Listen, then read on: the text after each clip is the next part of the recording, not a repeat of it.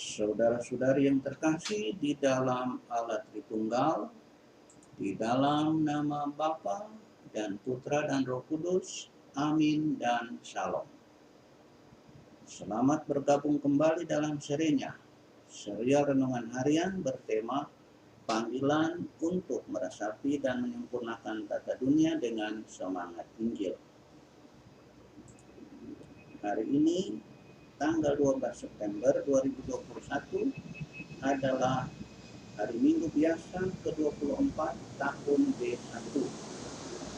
Hari ini juga adalah hari ke-12 dalam bulan Kitab Suci Nasional. Dan serial renungan kita hari ini adalah episode yang ke-27. Pada hari ini, sejumlah tokoh iman dihadirkan Allah kepada kita melalui firman-Nya. Ada Yesaya dalam bacaan pertama, ada Rasul Yakobus dalam bacaan kedua, ada pemazmur dalam mazmur tanggapan, dan ada Rasul Paulus dalam bait pengantar Injil. Dan ada Petrus bersama para murid yang ditantang untuk menyatakan tentang siapakah Yesus menurut mereka. Yesaya hadir dengan nubuat bahwa orang yang mengandalkan Tuhan dan teguh berpegang padanya, sekalipun mengalami tindakan penodaan, namun tidak ternoda. Mengapa? Sebab Tuhan Allah adalah penolong dan penyelamat baginya. Yesaya bab 50 ayat 6-7. Pertolongan dan penyelamatan Allah dialami juga oleh pemazmur dan Rasul Paulus. Karena tetap setia kepada Tuhan, maka pemazmur diperkenankan untuk terus berjalan di hadapan Tuhan di negeri orang-orang hidup. Mazmur bab 116 ayat 9. Dan Paulus tidak mau bermegah selain di dalam Yesus, karena pada tubuhnya ada tanda-tanda milik Yesus. Galatia bab 6 ayat 14 dan 16. Saudara, untuk sampai kepada status hidup beriman yang kokoh seperti yang kita jumpai pada Yesaya, pemazmur dan Paulus, setiap orang harus berproses terus-menerus hingga imannya menjadi satu dengan atau tidak terpisahkan dari perbuatannya. Rasul Yakobus memberikan tantangan ini kepada saudara dan saya. Katanya, tunjukkanlah kepadaku imanmu itu tanpa perbuatan, dan aku akan menunjukkan kepadamu imanku dari perbuatan-perbuatanku.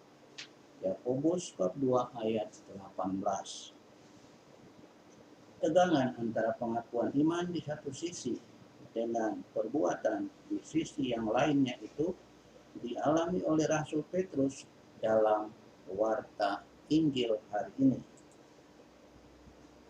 Di bawah bimbingan Roh Kudus, Petrus dapat mengenal Yesus sebagai Mesias. Markus bab 8 ayat 29, Matius bab 16 ayat 16-17.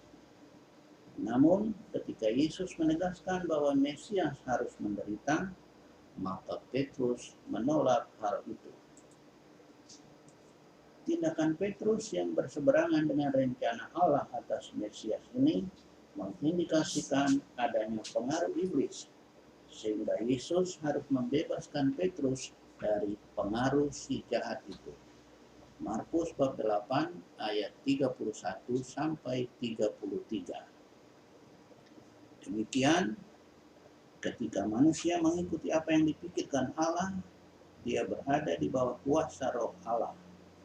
Namun ketika manusia dikuasai oleh pikiran manusiawinya sendiri, dia dapat saja berseberangan atau bahkan melawan Allah, sebagaimana iblis selalu menentang Allah sejak semula. Saudara, kita membutuhkan Yesus Kristus dan kuasanya. Dan setelah kuasa Kristus itu bekerja di dalam diri kita, menjadikan kita milik kepunyaannya, sebagaimana kuasa itu telah bekerja dalam diri Yesaya, pemazmur, Rasul Yakobus dan Paulus, barulah kita akan mampu untuk dapat meresapi dan menyempurnakan tata dunia dengan semangat Injil. Diberkatilah orang-orang yang mengandalkan Tuhan. Amin.